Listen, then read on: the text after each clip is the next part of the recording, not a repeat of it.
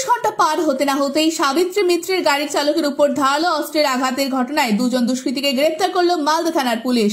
রবিবার দুপুর আনুমানিক 1টা নাগাদ জেলা আদালতে হাজির করা হয় তাদের। পুলিশ সূত্রে জানা গিয়েছে, শুক্রবার গভীর রাতে পুরাতন মালদার নারায়ণপুর বিএসএফ ক্যাম্প সংলগ্ন এলাকায় সাবিত্রী মিত্রের গাড়ি চালক অনুপ সাহা বিয়ে বাড়ি থেকে ফিরছিলেন। বাড়ি যাওয়ার সময় অজ্ঞাত পরিচয় মুখ ঢাকা অবস্থায় যুবককে দেখতে পান। তৎক্ষণাৎ তাদেরকে জিজ্ঞাসা করলে পিছন থেকে একজন দুষ্কৃতী ধারালো অস্ত্র আঘাত করে বলে অভিযোগ। ঘটনা জানাজানি হতেই ব্যাপক চাঞ্চল্য ছড়ায় এলাকা জুড়ে।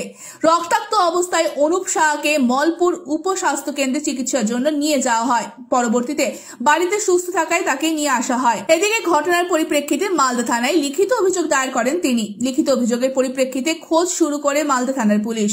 24 ঘন্টা পার হতে না হতেই গোপন সূত্রে খবর পেয়ে মালদা থানা এলাকা থেকে ওই দুই দুষ্কৃতীকে গ্রেফতার করে মালদা থানার পুলিশ। 10 দিনের পুলিশ হেফাজত চেয়ে জেলা আদালতে পেশ করা হয় তাদের। পুলিশ সূত্রে খবর জানা গিয়েছে, ওই দুই দুষ্কৃতী অপরাধমূলক কাজের জন্য সেখানে জড়ো হয়েছিল। যদিও পুরো ঘটনার তদন্ত শুরু করেছে মালদা থানার পুলিশ।